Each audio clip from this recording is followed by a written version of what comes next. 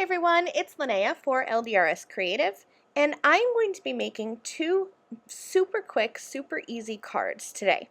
I'm going to use a letterpress technique, and usually I letterpress into white LDRS Creative cotton watercolor paper, but today I wanted to mix it up a little bit, do a clean and simple monochromatic card using black watercolor paper and gold pigment ink. So I grabbed some black watercolor paper.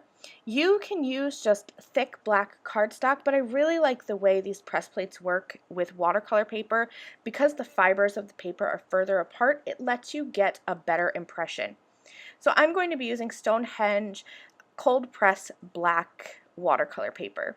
This is just something I picked up from my local craft shop.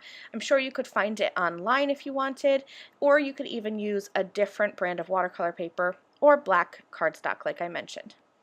Now this is a press plus foil plate, so you do need a specialized platform to use this press plate.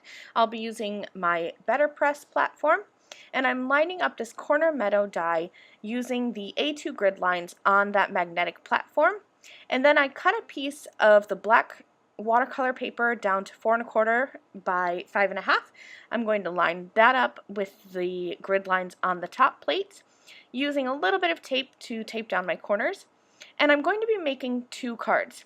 I lined up that corner Meadow in the bottom corner where I thought that I would want it, and I'm going to press that in the first time. I'm using a gold pigment ink, and because this is a pigment ink, the ink pad is squishy as opposed to what I usually use, which is the LDRS Creative Hybrid inks. Those are a firm felt pad.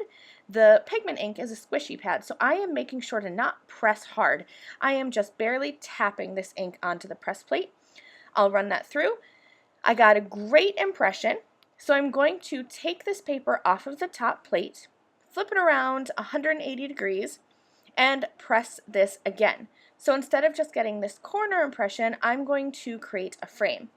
One of the other LDRS Creative design team members, Bo, had done this with this press plate, and he used a rainbow of ink. So he had a rainbow background on a white watercolor paper, and I was inspired by his project to try this with black and gold. So I flipped that paper, inked up my press plate again, and I'm going to run this through my die cutting machine. And here is my finished frame. Now the corners do overlap, and I didn't know how much I liked that look, so I set it aside, and I have a second piece of watercolor cardstock. And before I press this image into my second card, I'm going to shift it a little bit. So I pushed it over so that it's going to overhang the side of the card, and I pushed it down so it'll overhang the bottom of the card as well. So just a little bit of shifting. Inked it up again, and I'm going to run it through. So now I have that same design, but it is hanging off the edges of my card. I'll flip my cardstock around 180 degrees and press this in again, and my finished result is going to be more of the frame look that I was looking for. So in the end, I'm going to be making two cards, two different backgrounds, and you can decide which one you like better. Whichever pattern you like better, it is awfully easy to mass produce this design. So here's actually that second one I made where I shifted the press plate so that it would overhang the edges, and that creates kind of that frame that's in the left and right hand corners. This one is more of a completed frame with those edges overlapping. And when I first looked at it, I didn't really like it at all, but as I created these two cards, it kind of grew on me. So anytime you create something that you might not think you like, just set it to the side and come back to it a bit later. I'm going to finish these cards off super easily.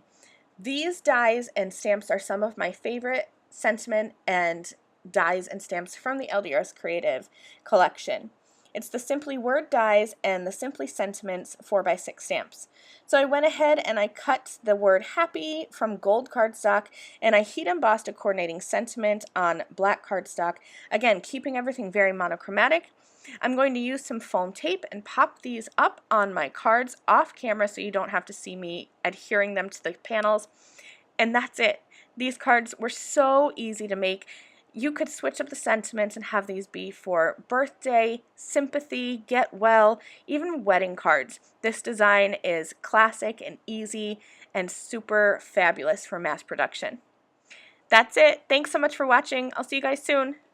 Bye.